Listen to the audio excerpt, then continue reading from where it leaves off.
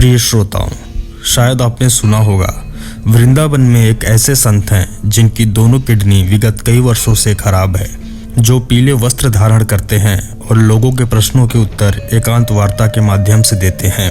तो मैं आज इस वीडियो के माध्यम से उसी संत के बारे में बताऊंगा और उनकी पूरी जीवन यात्रा का आपको दर्शन कराऊंगा।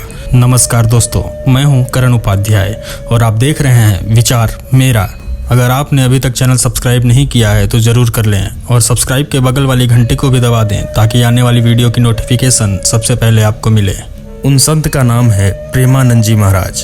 प्रेमानंद जी महाराज कौन है? प्रेमानंद जी महाराज का जन्म कानपुर उत्तर प्रदेश के एक बेहद गरीब परिवार में हुआ था। प्रेमानंद जी महाराज के बचपन का नाम अनिरुद्ध कुमार पांडे है।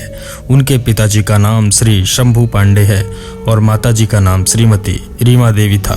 प्रेमानंद जी महाराज एक और नाम से प्रसिद्ध हैं। उन्हें पीले बाबा के नाम से भी जाना जाता है। पीले बाबा के घर में बचपन से आध्यात्म का माहौल था।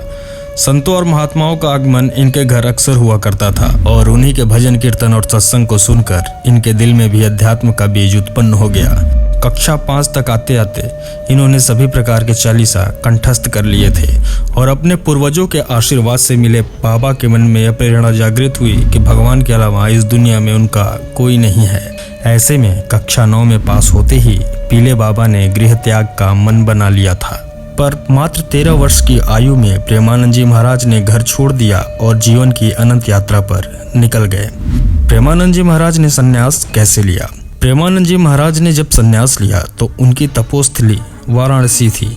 वाराणसी में महाराज जी का प्रतिदिन का नियम था गंगा जी में स्नान कर तुलसी घाट पर एक विशाल पीपल के वृक्ष के नीचे आसन लगाकर भगवान महादेव जी का ध्यान करते थे। उसके बाद भिखारियों के लाइन में बैठकर भीख भी मांगते थे। अगर 10-15 मिनट में कोई भीख दे देता था तो ठीक, नहीं तो सिर्फ गंगा जल पीकर ही पुनः भगवान भक्ति शुरू कर देते थे। प्रेमानंद जी महाराज के वृंदावन आने का भी एक रोचक प्रसंग है। एक दिन प्रेमानंद जी महाराज को भगवान महादेव से यह प्रेरणा प्राप्त हुई और उनके मन में एक भाव उत्पन्न की, वृंदावन का नाम तो सुना ही होगा पर कभी गए नहीं। यह वृंदावन कैसा होगा, उसकी महिमा तो बहुत सुनी है। ऐसे में अगले दिन प्रेमानंद जी महाराज तुलसी घाट पर बैठे हुए थे।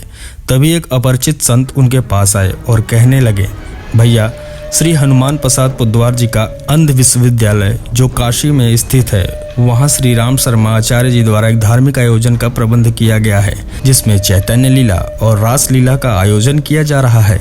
चलो महात्मा, हम लीला के दर्शन करने साथ चलते हैं।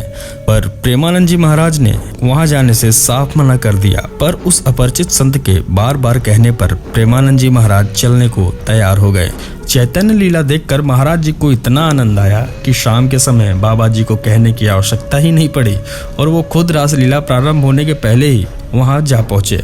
श्री चैतन्य लीला और रासलीला से महाराज जी इतने प्रभावित हुए कि 1 महीने तक उनका यही नियम बन गया। हर दिन महाराज जी लीला का दर्शन करने जाते और इस आनंद में कब 1 महीना बीत गया पता ही नहीं चला।